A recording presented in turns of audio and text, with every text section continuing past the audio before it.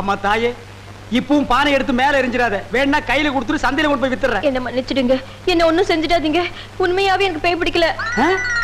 பேயி உனக்கு பிடிக்கலையா? எங்க அப்பா என்ன வயசான மாப்பிள்ளைக்கு கல்யாணம் பண்ணி கொடுக்க பார்த்தாரு. அவருக்கும் வயசாயிடுச்சா? அதனாலதான் பேய் பிடிச்ச மாதிரி நடிச்சேன். நிஜமா தான் சொல்றியா? சத்தியமா சொல்றேன். நீங்க 2 பேரும் அங்க பேசிக்கிட்டு இருந்தது நான் கேட்டேன். நானும் மந்திரவாதி இல்ல, மந்திரவாதி மாதிரி நடிச்சேன்.